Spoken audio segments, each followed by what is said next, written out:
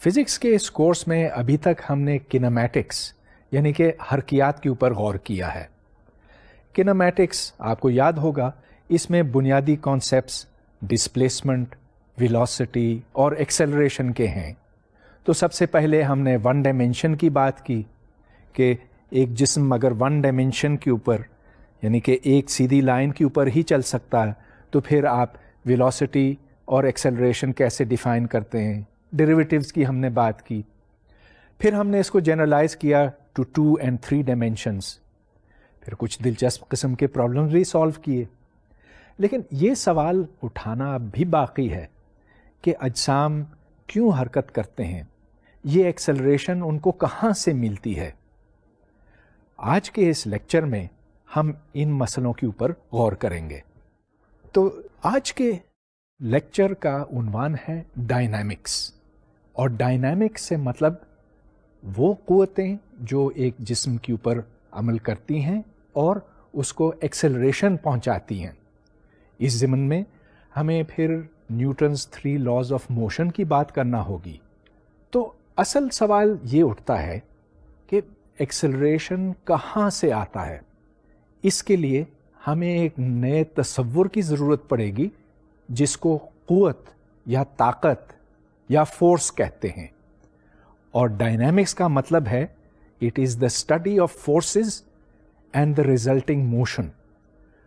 تو ایک جسم کو کیسے حرکت ملتی ہے اور ایک طاقت یا ایک قوت کا اس کے اوپر کیا اثر ہوتا ہے، آج یہ ہمارا عنوان رہے گا.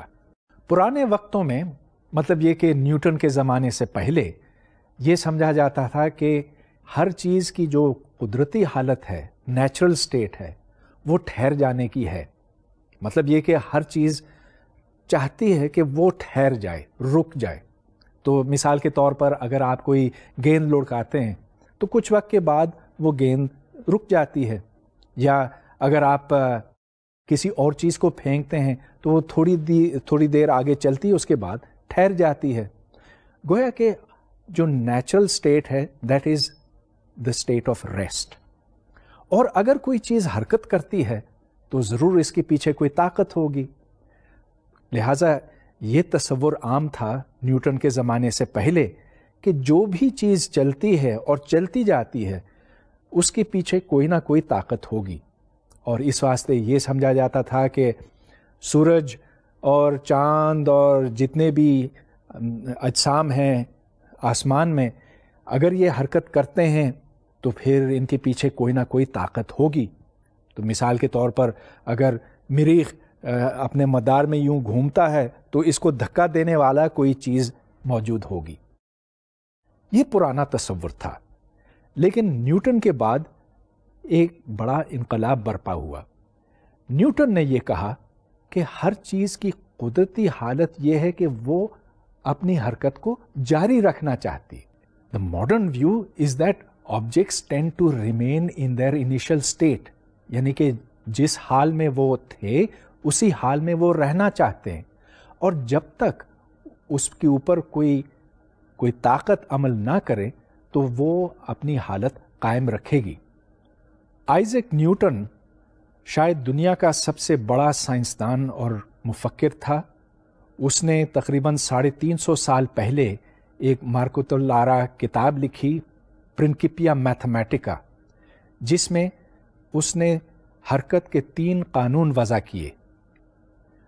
اس کا پہلا قانون یہ ہے کہ ہر چیز یا تو ساکن رہتی ہے یا پھر یہ ایک مستقل رفتار کے ساتھ چلتی ہے جب تک کہ اس کے اوپر کوئی بیرونی طاقت عمل نہ کرے. اب اس کا مطلب یہ کہ ہر چیز جو ہے وہ چلتی چلی جائے گی خود بخود، اس کے پیچھے کوئی بیرونی طاقت نہیں ہے. جب تک یہ اس حال میں ہے تب تک ہم یہ کہہ سکتے ہیں کہ یہ ایک آزاد جسم ہے. اب یہاں پر ایک سوال اٹھتا ہے، ہم اگر کسی جسم کی حرکت ناپتے ہیں اور کوئی اور شخص اسی جسم کی حرکت ناپتا ہے تو ان دونوں میں فرق بھی ہو سکتا ہے. تو یہاں مجھے آپ سے ریفرنس فریمز کی بات کرنا ہوگی. تو چلیے اس سلائیڈ کو دیکھتے ہیں. یہ دو فریمز آف ریفرنس ہیں، ایک کو میں نے ایس کہا ہے، دوسرے کو ایس پرائم یا ایس ڈیش. یہ فرض کیجئے کہ آپ ساکن ہیں، زمین پہ کھڑے ہیں اور فریم ایس میں موجود ہیں. ایک دوسرا شخص ہے جو فریم ایس پرائم میں موجود ہے اور وہ آپ سے دور چلا جا رہا ہے، اس کی رفتار وی ہے. اب اگر کوئی سا بھی پوائنٹ ہو، فرض کیجئے آپ اس کو پوائنٹ پی کہتے ہیں، تو آپ اس کا فاصلہ ناپیں گے اور اس کو ایکس کا نام دیں گے. اب وہ شخص جو حرکت کر رہا ہے وہ کہے گا کہ میں نے یہ فاصلہ ناپا اور مجھے تو ایکس پرائم ویلیو ملی. اب ان دونوں میں تعلق ہے، x prime is equal to x minus v t, at t equal to 0 x prime is equal to x. گویا کہ جب یہ گھڑیاں آن ہوئیں، اس کو ہم ٹائم ٹی اکول 0 کہیں گے، تب تو دونوں نے ایک ہی فاصلہ ناپا اور اس وقت دونوں میں کوئی فرق نہیں تھا. لیکن جیسے جیسے یہ گاڑی آگے جاتی گئی تو ایکس پرائم اور ایکس میں فرق آتا گیا. ان کو فریمز آف ریفرنس کہا جاتا. تو اگر میں یہاں ہوں اور آپ وہاں ہیں، ایک ہی پوائنٹ کے کوآرڈینیٹس آپ کے مطابق کچھ ہوں گے اور میرے مطابق کچھ اور ہوں گے. اب جو بھی میجرمنٹس ہم کریں گے ظاہر ہے کہ وہ ان کوآرڈینیٹس کے اوپر تو ڈیپینڈ کریں گے، لیکن اب سوال پیدا ہوتا کہ کس کی میجرمنٹس، کس کی پیمائش زیادہ مستند ہیں. نیوٹن کا کہنا ہے کہ Newton's first law applies in every frame which is moving with constant speed, constant velocity. اور ایسے فریم کو انرشیل فریم کہتے ہیں. گویا کہ Newton's law is valid in all inertial frames. Hare naan accelerating frame کو انرشیل کہا جاتا. اور نیوٹنز فرسٹ لا جیسا کہ میں کہہ چکا ہوں، it holds only in inertial frames. اس کے برعکس اگر ایک ایکسلریٹنگ فریم ہو تو ہمیں کوئی اور چیز نظر آتی ہے. اب میں اس کی وضاحت کرنا چاہوں گا. فرض کیجئے کہ آپ ایک گاڑی میں بیٹھیں اور اس گاڑی میں ایک ہائیڈروجن یا ہیلیم کا غبارہ ہے اور وہ گاڑی کے اندر معلق ہے. اب گاڑی ایکسلریٹ جب کرتی ہے تو آپ یہ دیکھتے ہیں کہ وہ غبارہ پیچھے کی طرف جانے لگتا ہے. ایسے لگتا ہے جیسے کہ اس غبارے کے اوپر کوئی قوت عمل کر رہی ہے. اب حقیقت میں کوئی قوت اس پہ نہیں عمل کر رہی ہے، مگر آپ کو یوں لگتا ہے کہ وہ پیچھے جا رہا ہے، اور وہ اس لیے کہ آپ ایک انرشیل فریم میں نہیں ہیں. جو فریم ایکسلریٹ کرتا ہے وہ نان انرشیل فریم ہے، اور اس نان انرشیل فریم یا ایکسلریٹنگ فریم میں ایک بظاہر ایک طاقت عمل کرتی ہے، ایک قوت عمل کرتی ہے، جس کو بعض اوقات ہم فکٹیشس فورس کہتے ہیں. یعنی کہ ظاہراً وہ ایک طاقت ہے، لیکن اصل میں وہ صرف اس لیے نظر آتی ہے کیونکہ ہم نے ایک غلط فریم آف ریفرنس چوز کیا ہے. تو مختصر یہ کہ انرشیل فریمز ہی میں نیوٹنز فرسٹ لا کا اطلاق ہوتا ہے. اب سوال یہ پیدا ہوتا ہے کہ جب آپ کسی جسم کی حرکت کو بدلنا چاہتے ہیں تو آپ کو کچھ مزاحمت محسوس ہوتی ہے. اس مزاحمت کی مقدار کتنی ہے؟ How much does a body resist when you try to change its state of motion? اس کا انحصار اس کے ماس کے اوپر ہے. جو شے جتنی زیادہ بھاری ہوگی اس میں اتنی ہی زیادہ مزاحمت ہوگی اپنی حالت بدلنے پہ. اب اس کی مثالیں بہت سی ہیں. آپ کسی ہلکی شے کو دھکا دیں تو وہ آسانی سے چل پڑتی ہے.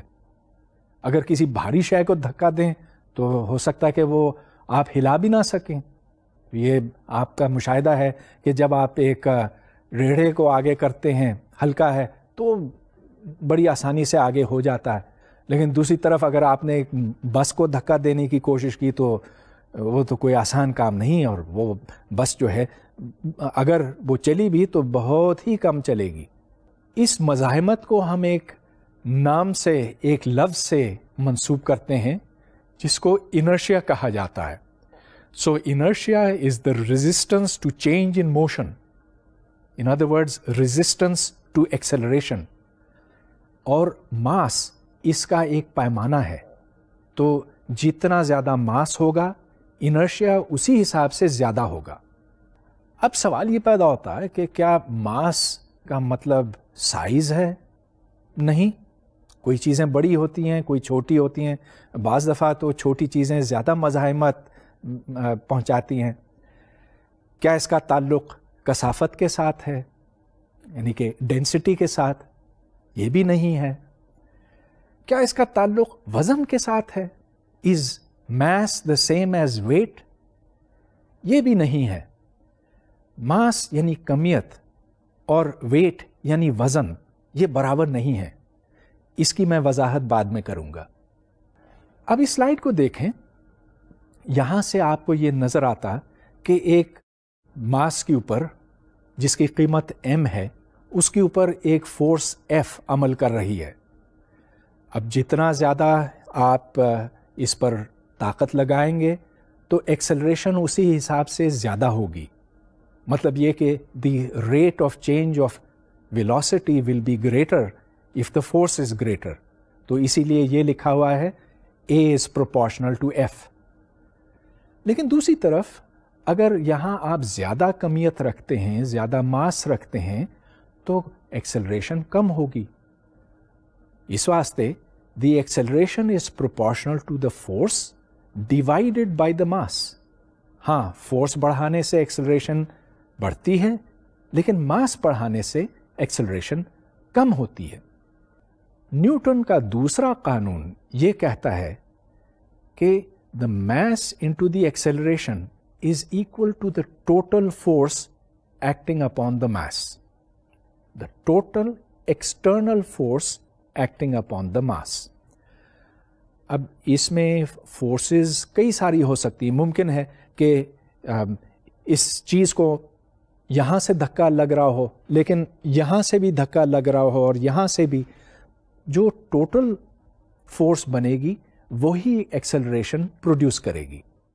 تو آپ یہ کہہ سکتے ہیں کہ ماس کی ڈیفینیشن بنتی ہے فورس ڈیوائڈیڈ بائی ایکسلریشن. لیکن پھر یہاں آپ اس کو یوں بھی لکھ سکتے ہیں F equals ma یا A is equal to F over m. تو پھر یہ ہے کیا قصہ؟ ایک ایکویژن ہے اور یہاں 3 ویریبلز ہیں. یہاں آپ ایکسلریشن کو تو علیحدہ طور پہ ناپ سکتے ہیں, اس لیے کہ acceleration is dv by dt rate of change of velocity. Velocity کیا ہے؟ Rate of change of position. Position چونکہ میجر ہو سکتی ہے as a function of time, اس واسطے آپ ویلوسٹی میجر کر سکتے ہیں as a function of time. اور پھر ایکسلریشن جیسا کہ میں نے بتایا it is rate of change of velocity. تو یہ تو کوئی مسئلہ نہیں ہے. ایکسلریشن تو آپ فزیکلی میجر کر سکتے ہیں, لیکن فورس کو بھی علیحدہ طور پہ میجر کرنے کی ضرورت ہے. یہ آپ کیسے کریں گے؟ اس کی بہت سی سادہ مثالیں میں آپ کو دے سکتا ہوں. ایک یہ کہ آپ اسپرنگ بیلنس لیجئے.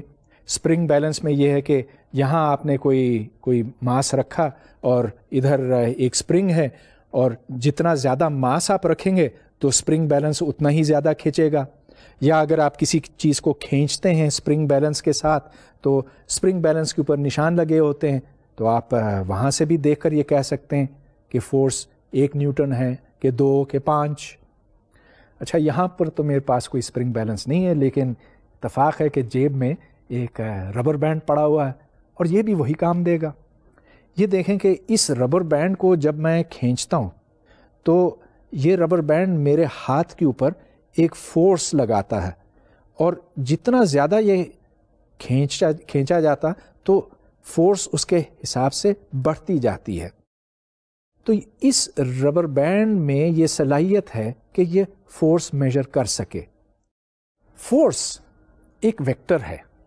اور اس واسطے اس کا ایک میگنیٹیوڈ ہے, اس کا ایک ڈائریکشن ہے, اور جو فورس کا ڈائریکشن ہے that is the direction of acceleration also. تو اگر فورس اس سمت میں عمل کرتی ہے تو ایکسلریشن بھی اسی سمت میں ہوگی. فورسز طرح طرح کی ہوتی ہیں.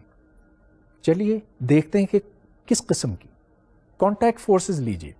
جب دو اجسام ایک دوسرے کو چھوتے ہیں تو ایک جسم دوسرے جسم کے اوپر ایک فورس ایگزرٹ کرتا ہے. مطلب یہ کہ اس کے اوپر ایک قوت عمل کرتی ہے. مثال کے طور پر جب آپ کسی ڈبے کو دھکا دیتے ہیں تو اس ڈبے کے اوپر ایک قوت عمل کرتی ہے. ایک اور مثال لیجیے. ایک چلتی ہوئی گاڑی کے اوپر ہوا دباؤ ڈالتی ہے جس کو ہوا کی مزاحمت کہتے ہیں یا ایئر ریزسٹنس. یا پھر ایک رسی لیجیے. ایک رسی جس کے ایک سرے کے اوپر ایک وزن بندھا ہوا ہے, ایک ماس ہے, چنانچہ اس کے اندر, اس رسی کے اندر کھچاؤ پیدا ہوتا ہے جس کو ٹینشن کہتے ہیں. فورس جس طرح دوسرے فزیکل کوانٹیٹیز ہوتے ہیں اس کے بھی ڈائمینشنز ہیں. یہ ڈائمینشنز ہم کیسے معلوم کریں؟ نیوٹنز لا کو دیکھیے. F = ma. تو اگر لیفٹ سائڈ پر فورس ہے تو رائٹ سائڈ پر میس انٹو ایکسیلریشن ہے. تو ان دونوں کو ضرب دیجئے. ml t⁻² یا t⁻². تو فورس کے ڈائمینشنز بنتے ہیں ml t⁻². MKS نظام میں فورس کے یونٹس ہیں نیوٹن, اور نیوٹن کا مطلب یہ بنتا ہے کہ اگر آپ 1 نیوٹن فورس لگائیں 1 کلو گرام کے اوپر تو اس کی ایکسلریشن بنے گی 1 میٹر پر سیکنڈ اسکوائرڈ. اچھا, جب ہم ایکسلریشن کی بات کرتے ہیں اور F = ma کی بات کرتے ہیں تو یہ یاد رہے کہ F کا مطلب ہے ایکسٹرنل فورسز, بیرونی طاقتیں اونلی, صرف وہی طاقتیں. 2 طرح کی طاقتیں ہوتی ہیں. اب کوئی سا بھی جسم لیں, اس کے اندر ایٹم ہوتے ہیں. ہر ایٹم دوسرے ایٹم کو اپنی طرف کھینچتا ہے یا اس کو دھکیلتا ہے. وہ اندرونی طاقتیں ہوتی ہیں, تو یہ ایک دوسرے کے ساتھ کینسل آؤٹ ہو جاتی ہیں. جب ہم یہ کہتے ہیں کہ ایک جسم کی ایکسلریشن F/m ہے تو اس F کا مطلب ایکسٹرنل فورسز اونلی ہوتا ہے. اب انٹرنل فورسز کی میں آپ کو بہت سی مثالیں دے سکتا ہوں. مالیکیولز ہیں, وہ مالیکیولز یہاں پازیٹیو چارج ہے, یہاں نیگیٹو چارج ہے. اسی طرح ایک دوسرا مالیکیول یہاں پر ہے, یہ ایک دوسرے کو اٹریکٹ کرتے ہیں. لیکن اگر آپ ان کے گرد ایک لائن کھینچیں تو یہ تو سب اندر کا ہو کے رہ گیا. جب کوئی چیز ان سب کو آگے دھکیلے گی وہی اس میں ایکسلریشن پیدا کر سکے گی, اور اس کو ایکسٹرنل فورس کہتے ہیں. ایکسٹرنل فورسز میں بھی آپ یہ یاد رکھیں کہ we are talking of the total force. تو اگر فورس کے کمپوننٹس یا مختلف فورسز اس کے اوپر عمل کر رہے ہیں جن کو ہم F1, F2, F3 وغیرہ کہتے ہیں n تک, تو ان سب کو ہمیں ایڈ کرنا ہوگا. تو یہاں آپ ایک نیا سمبل دیکھ رہے ہیں جس کو گریک سگما یا سمیشن کا سمبل کہا جاتا. تو the summation means you take F1, F2, F3 and you add them up, اور اس سے ٹوٹل فورس بنتی ہے. فورسز کو ہم 2 طرح سے ایڈ کر سکتے ہیں, ان کی جمع نکال سکتے ہیں. ایک تو وہ طریقہ ہے جو ہم نے پچھلے لیکچرز میں ڈسکس کیا تھا, 2 ویکٹرز کو ایڈ کرنے کا. تو وہاں آپ ایک ویکٹر اور دوسرا ویکٹر اور پھر پیرلیلوگرام کھینچ کر اس کا ریزلٹنٹ نکال سکتے ہیں. یہ بھی ہو سکتا ہے. اور دوسرا رستہ ہے کمپوننٹس کے ذریعے سے.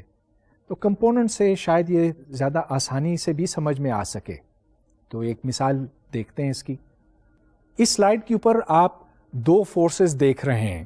ایک F1 ہے جس کی قیمت 4 نیوٹن ہے, اور دوسری F2 ہے جس کی قیمت 5 نیوٹن ہے. جو 5 نیوٹن والی فورس ہے اس کے کمپوننٹس X ڈائریکشن میں 4 نیوٹنز بنتے ہیں اور Y ڈائریکشن میں 3 نیوٹنز بنتے ہیں, جبکہ F1 کا صرف ایک ہی کمپوننٹ ہے اور وہ نیگیٹو Y ڈائریکشن میں ہے. تو اب ہم ان کے کمپوننٹس کو ایڈ کریں گے. تو سب سے پہلے آپ ایکس ڈائریکشن میں ایڈ کریں. تو ایکس ڈائریکشن میں چونکہ صرف ایک ہی کمپوننٹ ہے 4 نیوٹن والا, تو total force in the x direction is 4 Newton's.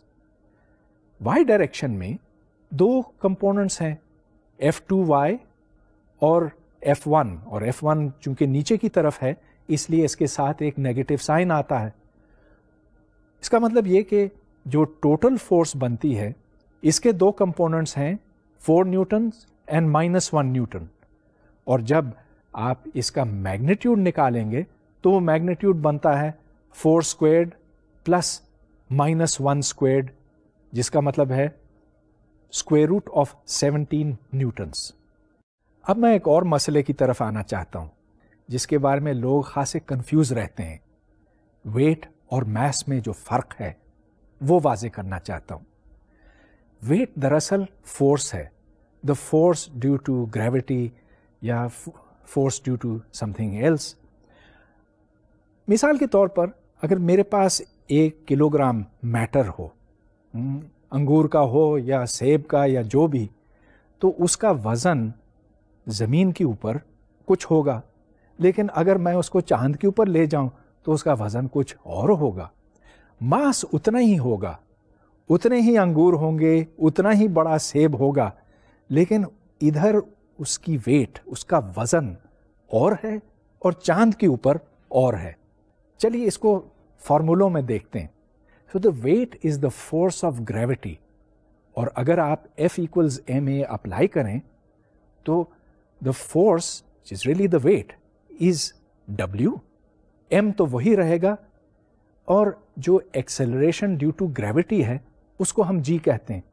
تو ویٹ اصل میں ایک فورس ہے, اور فورسز کی طرح یہ بھی ایک ویکٹر ہے, اس کو ہم نیوٹنز میں ناپتے ہیں. تو اگر آپ وہی چیز یہاں اور چاند کے اوپر میجر کریں تو دیکھیں کہ ماس اگرچہ اتنا ہی ہوگا لیکن وزن میں تو 7 گنے کا فرق ہوگا. ایک چھوٹی سی فلم کلپ دیکھ لیتے ہیں اس خلا نورد کی. آپ یہ دیکھتے ہیں کہ یہ کتنے آرام سے اوپر اچھلتا ہے اور کتنی آہستگی سے یہ نیچے آتا ہے. اس کی وجہ یہ ہے کہ چاند کے اوپر کشش ثقل بہت کم ہے, اور اس کا وزن, اس ایسٹروناٹ کا ویٹ یہاں کے مقابلے میں, زمین کے مقابلے میں 7 گنا کم ہے. اور یہی شخص جو شاید 4 فٹ اونچا بھی نہ اچھل سکتا ہو زمین کے اوپر, چاند کے اوپر 28 فٹ کی بلندی پر جا سکتا ہے. تو چاند کے اوپر اسی شخص کا وزن 7 گنا کم ہے. اور یہ تو چاند کی بات ہے. اگر ہم بالکل خلا میں نکل جائیں جہاں کوئی آسمانی جسم نہ ہو تو ادھر تو ہمارا وزن 0 ہو جائے گا, گو کہ ماس اتنا ہی رہے گا. نیوٹن کا پہلا اور دوسرا قانون ہم نے سمجھ لیا. پہلا قانون یہ کہ ہر جسم ایک مستقل رفتار پر چلتا جائے گا جب تک اس کے اوپر کوئی طاقت عمل نہ کرے.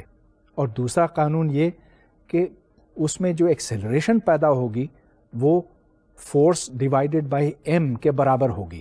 گویا کہ جتنا زیادہ فورس اس جسم کے اوپر عمل کرے گا اتنا ہی اس کی ایکسلریشن بدلے گی. نیوٹن کا تیسرا قانون یہ کہتا ہے کہ ہر قوت کے عمل سے ایک رد عمل کی قوت پیدا ہوتی ہے, اور ان 2 قوتوں کا میگنیٹیوڈ, ان کا سائز برابر ہے لیکن یہ مخالف سمتوں میں ہے. اب اس بات کو ہمیں بہت اچھی طرح سمجھنے کی ضرورت ہے. مثال کے طور پر ایک مکہ دوسرے مکے کے ساتھ لگتا ہے.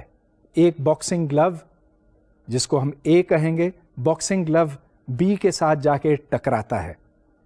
تو اب سوال یہ پیدا ہوتا ہے کہ اے بی کے ساتھ ٹکراتا ہے یا بی اے کے ساتھ ٹکراتا ہے. خیر بات یہ ہے کہ یہ ایک دوسرے کے ساتھ ٹکراتے ہیں. اب اے اور بی کو دیکھیے, اے بی کو دھکا دیتا ہے اور بی اے کو دھکا دیتا ہے. تو یہ جو ایکشن اور ری ایکشن فورسز ہیں یہ مخالف سمتوں میں ہیں. اگر ایک اس طرف ہے تو دوسرا اس سمت میں ہے. ان کا میگنیٹیوڈ, ان کا سائز برابر ہے. تو اس کو ہم یوں پڑھتے ہیں کہ force of A on B is equal to minus the force of B on A. اس کے اوپر اگر تیر کا نشان لگا ہوتا تو یہ ظاہر ہوتا کہ یہ ویکٹر ایکوالٹی ہے. تو اس میں اے کی سمت اور بی کی سمت ایک جیسی ہیں, صرف یہ کہ اے اور بی اپوزٹ ہیں ایک دوسرے کے. اب ایک اور بات بڑی اہم ہے, F A on B is equal to minus F B on A. تو اے کا ایفیکٹ جو ہے بی کے اوپر ہے اور بی کا اے کے اوپر ہے. اے کا سی کے اوپر نہیں ہے, کسی اور چیز کے اوپر نہیں ہے, اور نہ ہی بی کا ڈی یا کسی اور چیز پر ہے. It has to be A on B اور بی آن اے. اس بات کو ہم اچھی طرح سے سمجھیں گے. تو مثال کے طور پر ایک سیب میز کے اوپر پڑا ہے. So this is the force of the earth on the apple. اس کو ہم ایکشن کہیں گے, اور یہ کشش ثقل یعنی گریوٹی کی وجہ سے ہے. اس کا رد عمل یا ریئیکشن جو ہے, that is not the force of the table on the earth, but the force of the apple on the earth. یہ دیکھیں کہ زمین اس سیب کو نیچے کھینچتی ہے, تو دوسری طرف یہ سیب زمین کو اپنی طرف کھینچتا ہے. اب اس کو اچھی طرح سے جاننے کی ضرورت ہے اس واسطے کہ ہم تو یہ سمجھتے ہیں کہ ہاں اس سیب کو زمین نے نیچے کھینچ لیا, لیکن زمین کے اوپر کوئی اثر نہیں پڑا. بات غلط ہے. سیب اگرچہ چھوٹا ہے, بہت چھوٹا ہے زمین کے مقابلے میں, مگر سیب بھی زمین کو اپنی طرف کھینچتا ہے. اب چونکہ زمین اتنی بڑی ہے تو اس کی ایکسلریشن بہت کم ہے, مگر اس زمین کے اوپر ڈیفینیٹلی سیب کا اثر ہوتا ہے. میز کی وجہ سے ضرور سیب کے اوپر ایک قوت عمل کرتی ہے. اس کا رد عمل یہ ہے کہ سیب میز کے اوپر ایک قوت لگاتا ہے. اب یہ آپ پوچھ سکتے ہیں کہ میز کس طرح سے سیب کے اوپر ایک قوت لگاتی ہے, اس کے اوپر کیسے یہ طاقت اثر انداز ہوتی ہے. ظاہر ہے کہ اگر کوئی سیب نہ ہو تو کوئی قوت بھی نہیں ہوگی. لیکن یہ دیکھیں کہ اگر آپ سیب کو رکھتے ہیں میز کے اوپر, تو میز میں ایک ہلکا سا جھکاؤ پیدا ہوتا ہے, ایک ہلکا سا بینڈ پیدا ہوتا ہے, جس کے نتیجے میں اوپر کی جانب ایک فورس پیدا ہوتی ہے. ایک قصہ ہے, بڑا پڑھا لکھا گھوڑا تھا. اس نے اپنے فارغ وقت میں نیوٹنز لاز پڑھے, اور خصوصاً نیوٹنز تھرڈ لا. اور ایک دن جب وہ پڑھ رہا تھا تو اس کا مالک پہنچا اور اس نے اس کے ساتھ ایک گاڑی جوت دی اور کہا کہ چلو. گھوڑے نے کہا کہ سرکار اس سے کوئی فائدہ نہیں ہوگا, اس لیے کہ میں نے ابھی نیوٹنز لا پڑھا ہے, نیوٹنز تھرڈ لا, اور اس کے مطابق اگر میں گاڑی کو کھینچوں گا تو گاڑی بھی مجھے پیچھے کھینچے گی, اور اگر اتنا زور اس طرف لگتا ہے تو اتنا ہی زور اس طرف لگے گا, اور یہ گاڑی تو آگے جائے گی نہیں, لہٰذا یہ بیکار ہے. تو مالک کو آ گیا غصہ, اس نے لگا دی اس کو ایک, اور کیا ہوا, گاڑی آگے چل پڑی. ایسے کیوں ہوا؟ اگر عمل اور رد عمل برابر ہیں تو پھر گھوڑے کی بات تو ٹھیک ہونی چاہیے نا. لیکن اس میں غلطی ہے, ظاہر ہے کہ غلطی ہے. تو دیکھتے ہیں کہ غلطی کہاں ہے. اگر آپ اس اسٹوڈنٹ کو دیکھیں تو یہ ظاہر ہے کہ چلتا ہے اور آگے کی طرف چلتا ہے, اور جب آپ بھی چلتے ہیں تو آپ پیر سے پیچھے کی طرف دھکا دیتے ہیں. یہ آپ کیوں کرتے ہیں؟ آپ پیچھے کی طرف کیوں دھکا دیتے ہیں؟ وہ اس لیے کہ جب آپ پیچھے دھکا دیتے ہیں تو زمین آپ کو آگے کی طرف دھکا دیتی ہے. اس طرح سے آپ آگے چلتے ہیں. تو نیوٹن کا تیسرا قانون یہ کہتا ہے کہ اگر آپ کسی چیز کو پیچھے دھکیلتے ہیں تو یہ آپ کو آگے کی طرف دھکیلتی ہے. So whenever one object exerts a force on a second, the second exerts an equal and opposite force on the first. اب یہ تصویر دیکھیں, یہاں ایک لڑکا آگے کی طرف چل رہا ہے اور ساتھ ساتھ یہ ایک گاڑی بھی گھسیٹ رہا ہے. تو یہاں سے ہمیں اس گھوڑے کی بات سمجھ میں آئے گی جس نے آگے چلنے سے انکار کر دیا تھا. تو یہاں آپ دیکھیں کہ جب یہ پیچھے کی طرف دھکا دیتا ہے تو زمین اس کو آگے کی طرف دیتی ہے, اور اس رسے میں جو کھچاؤ ہے، جو ٹینشن ہے، وہ بھی اس لڑکے کو پیچھے کی طرف دھکیلتی ہے. لیکن اگر جو کل طاقت آگے کی طرف بنتی ہے زیادہ ہے بنسبت کھچاؤ کے، تو یہ گاڑی آگے چلے گی. اب یہ ایک اور مثال ہے آپ کے سامنے. آپ کا ہاتھ ایک میز کے اوپر ہے اور ہاتھ سے آپ میز پر ایک دباؤ ڈال رہے ہیں، اس کو دھکا دے رہے ہیں نیچے کی طرف، لیکن میز مخالف سمت میں یعنی کہ اوپر کی طرف دھکا دے رہا ہے آپ کے ہاتھ کو. اور یہی چیز آپ یہاں بھی دیکھ رہے ہیں کہ اس نے دیوار کو دھکا دیا لیکن دیوار نے دوسری طرف دھکا دیا. اب اصل بات بنتی ہے کہ یہ عمل اور رد عمل اگر برابر ہیں تو یہ ایک دوسرے کو کینسل آؤٹ کیوں نہیں کر جاتے ہیں. ایک اور مثال لیتے ہیں اس کی. اب اس سلائیڈ کو دیکھیں. اس میں ایک شخص کھڑا ہے دیوار کے ساتھ ٹیک لگائے ہوئے. اس کے اوپر دو قسم کی قوتیں عمل کر رہی ہیں. ایک تو اس کا اپنا وزن ہے، اور یہ دیکھیں اس کو میں نے لکھا ہے ایف ایم آن ایف، یعنی کہ the force of the mass on the floor. اچھا، تو یہ قوت جو ہے نیچے کی طرف عمل کرتی ہے، لیکن اس کی جو مخالف قوت ہے یا اس کا جو رد عمل ہے، that is the force of the floor on the man. تو یہ نیچے کی طرف آپ دیکھ رہے ہیں کہ دو مخالف قوتیں عمل کر رہی ہیں اور ایک دوسرے کو کینسل آؤٹ کر رہی ہیں. تو اب لیفٹ کی طرف دیکھیں، جہاں اس کا ہاتھ ہے وہاں it is the force of the man on the wall, اور وہ ایک سمت میں اس کو دھکا دے رہا ہے، اور آپ یہ دیکھ رہے ہیں کہ دا فورس آف دا وال آن دا مین اس کے مخالف سمت میں ہے، اور یہ دونوں قوتیں ایک دوسرے کے برابر ہیں. اب یہ سوال آپ کے لیے ہے. یہ دیکھیں کہ اس شخص کا وزن یعنی کہ M G is a force, وہ نیچے کی طرف عمل کر رہا ہے. تو اس کا ریئیکشن کیا ہوگا؟ What is it that is the reaction force to the weight of the man? اور اس کا جواب آپ کے پاس ہونا چاہیے، اور جواب اصل میں کافی واضح ہے کہ it is m g and this is the force that the man exerts on the earth. تو جیسا کہ میں نے پہلے سیب کی بات بتائی تھی آپ کو کہ سیب بھی زمین کو اپنی طرف کھینچتا ہے، تو اسی طرح یہ آدمی بھی زمین کو اپنی طرف کھینچتا ہے. اب یہاں تو ہم نے یہ دیکھا کہ قوتیں ایک دوسرے کو بیلنس کر گئیں، اور اس واسطے یہ شخص ٹیک لگا کر کھڑا ہو سکا وہاں پر. لیکن بعض دفعہ جب ہم چیزوں کو دھکا دیتے ہیں، بے شک اس میں رد عمل پیدا ہوتا ہے. اگر آپ کسی چیز کو دھکا دیتے ہیں تو وہ چیز آپ کو بھی دھکا دیتی ہے، لیکن پھر بھی جب آپ کافی زور سے دھکا دیتے ہیں تو وہ چیز چل پڑتی ہے. تو اس کی ایک مثال اب ہم یہاں دیکھیں گے. یہ ایک وزن ہے، ایک فرکشن لیس سرفیس کے اوپر موجود ہے. یہاں آئس یعنی کہ برف کے اوپر موجود ہے. یہ شخص which is the force of the man on the block left کی طرف دھکا دے رہا ہے. اچھا، اس کا جو رد عمل ہے force of the block on the مین، وہ رائٹ کی طرف ہے.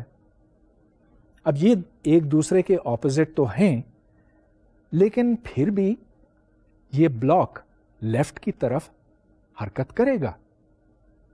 تو یہ کیسے ہو سکتا ہے؟ یہ ایک دوسرے کو کینسل کیوں نہیں کر رہے ہیں؟ اس کا جواب ہم اس میں تلاش کرتے ہیں کہ دیکھیں، ایک جسم حرکت کرتا ہے depending upon the total external force acting on that material, on that mass.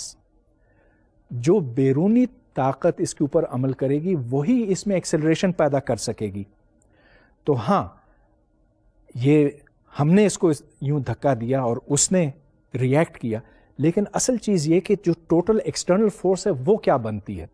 اب اس پرابلم کو ہم سالو کریں گے. Consider only the box as the system.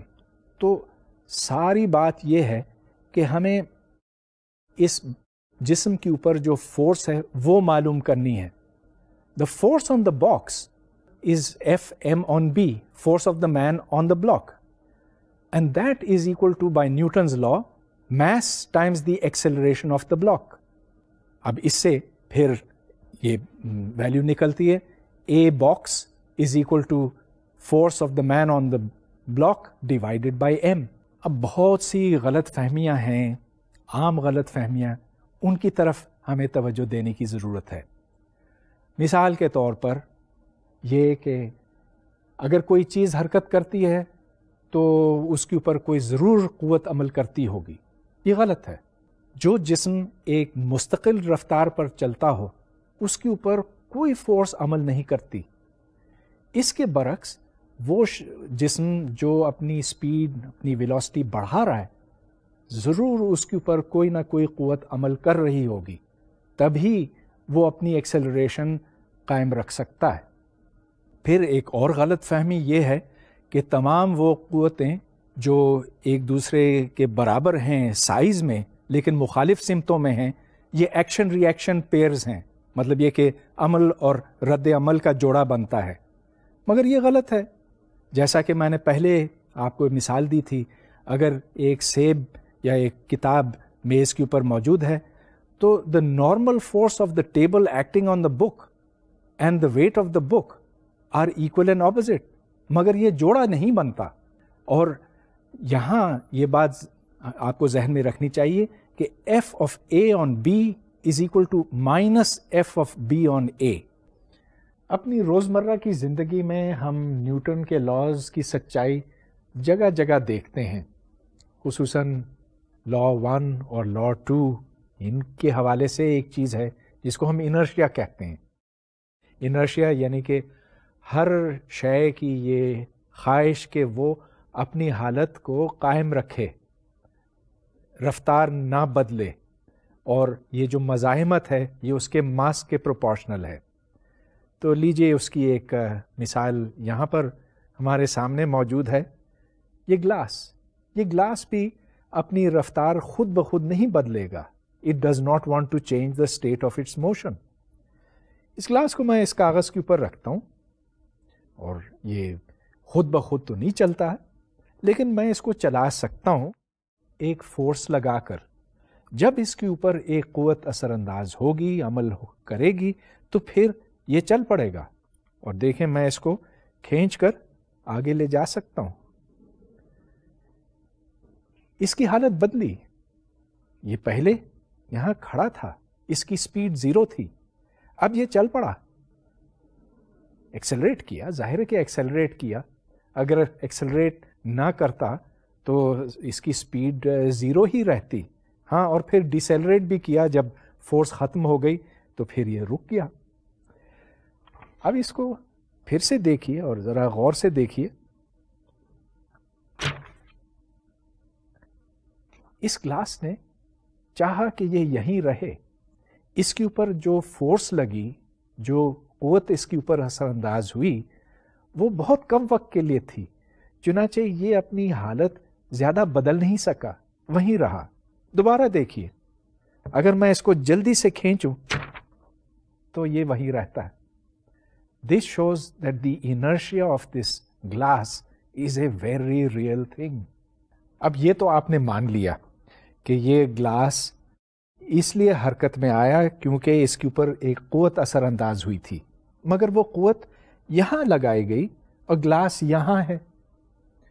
اچھا، اب سوال یہ پیدا ہوتا ہے کہ یہاں فورس لگائی جاتی ہے لیکن فورس یہاں پہنچتی ہے، تو وہ فورس کس طرح سے یہاں سے یہاں پہنچتی ہے؟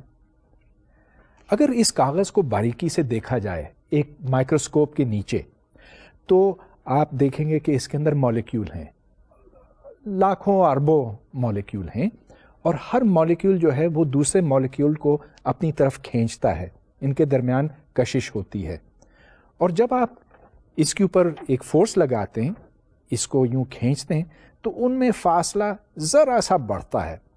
آپ زیادہ کھینچیں تو وہ زیادہ بڑھتا ہے، اور اگر آپ کھینچتے چلے جائیں تو بڑھے گا، لیکن یہ پھر بھی آپ کو نظر نہیں آئے گا. اچھا، اب اگر میں بہت زیادہ کھینچوں تو دیکھیں کیا ہوتا ہے، کاغذ پھٹ گیا. یہی بات ہمیں ایک اور فزیکل سسٹم، ایک اور مٹیریل کے لیے سمجھنا چاہیں گے. Rubber band.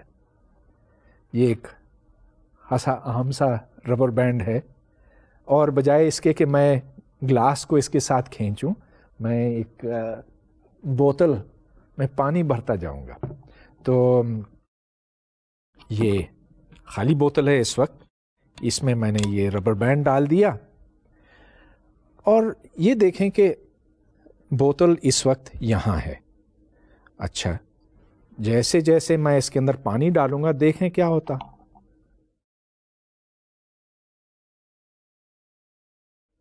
بوتل نیچے جاتی جا رہی ہے،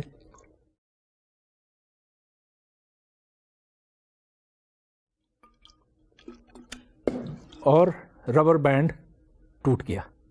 بالکل وہی ہوا جو کاغذ کے ساتھ ہوا تھا. اس ربر بینڈ کے اندر مالیکیول ہوتے ہیں، اور وہ بڑے لمبے مالیکیول ہیں، ان کو پالیمرز کہتے ہیں. جب اس میں کھچاؤ پیدا ہوتا ہے، ٹینشن، تو یہ ٹینشن شروع میں بڑھتا ہے فورس کے حساب سے. تو ایک لا ہے جس کو ہکس لا کہتے ہیں. The force is proportional to the extension. Extension سے مطلب یہ کہ اس کی جو قدرتی حالت ہے، نیچرل لینتھ ہے، جیسے جیسے ہم اس سے تجاوز کرتے جاتے ہیں تو اس کے اندر فورس یعنی ٹینشن بڑھتی ہے. تو جیسے جیسے یہ زیادہ کھنچتا ہے، فورس اس میں بڑھتی ہے، بڑھتی ہے، بڑھتی ہے اور بڑھتی ہے. لیکن پھر اب یہ F is proportional to x نہیں رہا. اب اور جب میں کھینچوں گا تو آخر یہ ٹوٹ جائے گا. ٹوٹ گیا. اب یہاں پر ہم نے دو چیزیں سیکھی. ایک تو یہ کہ فورس کس طرح سے ٹرانسمٹ ہوتا، لیکن یہ آپ نے دیکھا کہ جیسے جیسے میں نے بوتل کے اندر پانی زیادہ ڈالا تو بوتل کا وزن بڑھتا گیا، ویٹ اس کا بڑھتا گیا. یاد رہے کہ weight is equal to mass times g, where g is the acceleration due to gravity. تو جب میں نے ماس بڑھایا اس کا پانی زیادہ ڈال کر، تو اس کا وزن، ویٹ بڑھتا چلا گیا. ایک حد کے بعد ٹینشن اور ویٹ ان دونوں میں برابری نہ ہو سکی. پھر جب ربر بینڈ ٹوٹ گیا تو کشش ثقل نے، گریوٹی نے اس بوتل کو نیچے کھینچ دیا، اور ایکسپیریمنٹ اس وقت ہمارا مکمل ہو گیا. نیوٹنز لاز کی اپلیکیشنز پر ہم مزید غور و خوض کریں گے اگلے 2-3 لیکچرز کے دوران. اس کی وجہ یہ ہے کہ نیوٹنز لاز کی بہت زیادہ اہمیت بنتی ہے. اور یہ کیوں؟ یہ اس لیے کہ نیوٹن کا قانون صرف یہاں پر اپلیکیبل نہیں ہے، صرف اس کا اطلاق یہاں نہیں ہوتا، ہر جگہ ہوتا. جو ایکسپیریمنٹ ہم یہاں پاکستان میں کرتے ہیں یہی دنیا بھر میں کیا جا سکتا، اور نہ صرف زمین پر لیکن چاند پر. اور چاند کو چھوڑیے، ہماری گیلیکسی میں یا گیلیکسی کی دوسری طرف. گویا کہ یہ ایک یونیورسل سیٹ آف لاز ہیں جس کو آپ جہاں بھی جانچیں گے، پرکھیں گے تو آپ کو وہی نتائج ملیں گے. اور پھر اس سے بھی تعلق نہیں کہ آپ کن مٹیریلز کے اوپر کرتے ہیں. تو یہاں میں نے کاغذ اور پھر ربر بینڈ اور پانی، ان کے اوپر ایکسپیریمنٹس کر کے دکھائے، لیکن اگر آپ کسی اور مٹیریل کے ساتھ کرتے تب بھی یہی چیز آپ کو ملتی. اب بڑی دلچسپ بات یہ ہے کہ نیوٹنز لاز کے پیچھے دیکھیں جو کانسیپٹس ہیں وہ بنیادی طور پر دنیا میں ایگزسٹ ہی نہیں کرتے ہیں. صرف اگر ایگزسٹ کرتے ہیں تو وہ ہمارے دماغوں میں. مثال کے طور پر فری پارٹیکل کی بات میں نے بارہا کی. فری پارٹیکل وہ ہے جس کے اوپر کوئی قوت اثر انداز نہیں ہوتی. مگر کیا کوئی فری پارٹیکل حقیقت میں ہے؟ اصل میں ایسی چیز ہے؟ جواب اس کا یہ کہ نہیں، ایسی کوئی چیز نہیں ہے. آپ بے شک اس باڈی کو زمین سے بہت دور لے جائیں، لاکھوں کروڑوں میل دور لے جائیں، لیکن وہاں بھی اس کے اوپر ذرا سی تو قوت کوئی ہوگی نا. اور یہ بھی ہماری پہلے بات ہوئی ہے کہ نقطے جیسی کوئی چیز دنیا میں ہوتی ہی نہیں ہے. there is no such a thing as a point mass, a point body. اس کے باوجود اس کے کہ ہم ایبسٹریکٹ کانسیپٹس سے تعلق رکھتے ہیں کہ نیوٹنز لاز کا تعلق جو ہے they are with things that do not actually exist, پھر بھی یہ انسان کی سوچ کی بہت بڑی فتح ہے. ہم اگلے لیکچر میں یہ دیکھیں گے کہ اس کا اطلاق زمین اور سورج کے اوپر کس طرح سے ہوتا ہے، اور کیسے بہت بڑے بڑے معمے حل ہوئے نیوٹنز کے لاز کے استعمال سے. اب اس لیکچر کا وقت پورا ہو گیا، آپ سے اگلے لیکچر میں ملاقات ہوگی.